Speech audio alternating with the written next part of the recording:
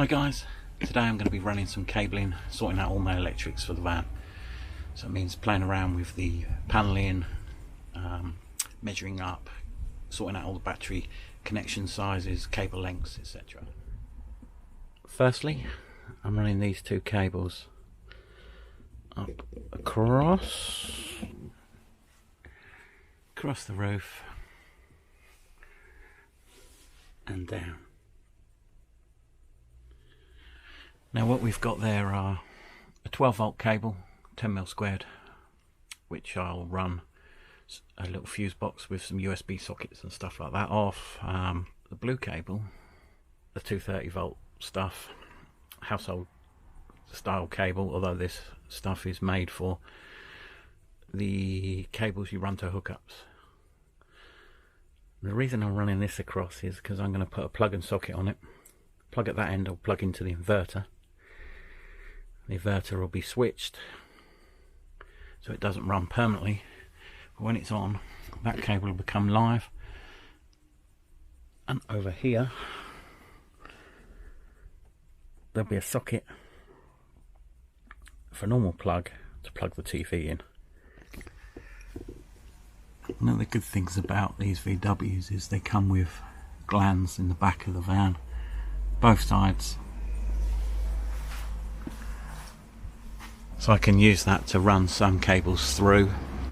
Now one of the cables that's going to come through up there will be a TV aerial through one of those glands. I'm also going to put a DAB radio onto the roof, but that will come through itself because that self-earths as it comes through the sheet metal of the van itself.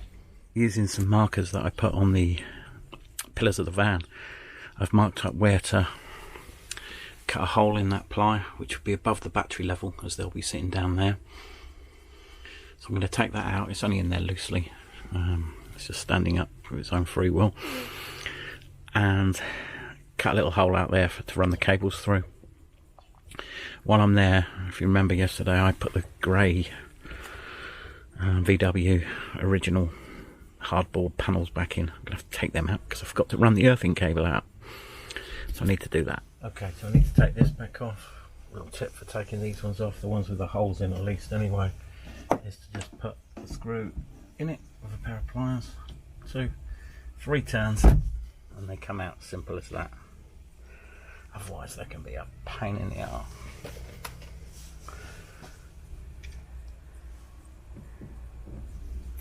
One, 2, 3, and out. Right, let's get that done.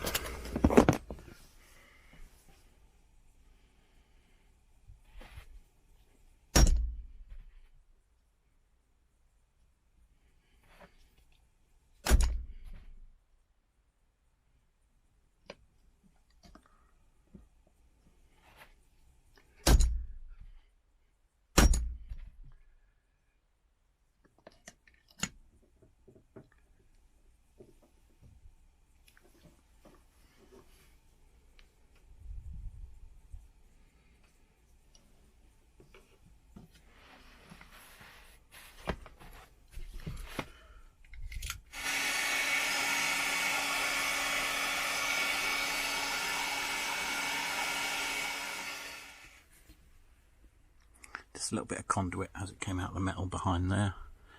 Easier to see. There you go. Got that on there so it doesn't rub on that edge. And again, there. Just so it doesn't catch against any of the metal there. Right, let's attach that to that earthing point.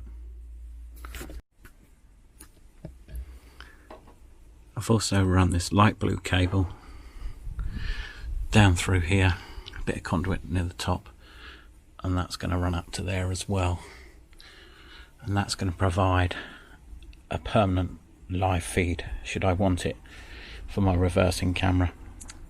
I'm thinking of switching it, putting a switch on the dashboard, and although I've got one at the moment, the switch on the dashboard operates the USB charging ports and various other things, so a separate switch. And then if I want to see behind me without putting the vehicle into reverse gear. I can, and whilst I'm driving along, if I want to flick it on, I can just see what vehicles are right behind me, etc.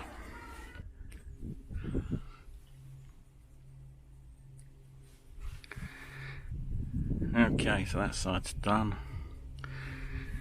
The wires across the top are loose, and the reason for that is just in case I needed to add something else before I tighten them up. Something else that I'd forgotten perhaps. Okay, wiring through. That's not fixed in place yet, that ply sheet.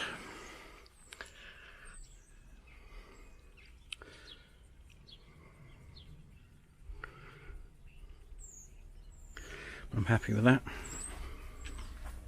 Good progress today. That's all the pre-cabling done. Obviously not fixed in place, but just for markings.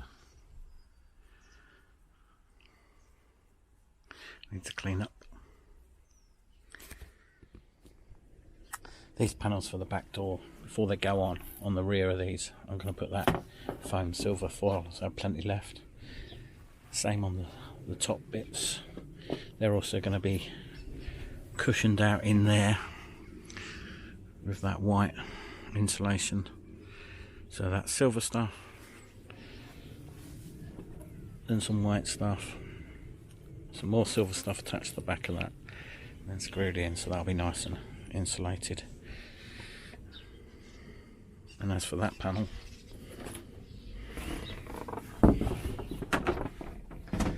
that's that one there. I'm going to use that to cut holes to make a little bit of storage in that. Then they'll all be carpeted and attached, but I won't do that until I have run carpet all round the edge of this. I don't want any bare metal showing inside.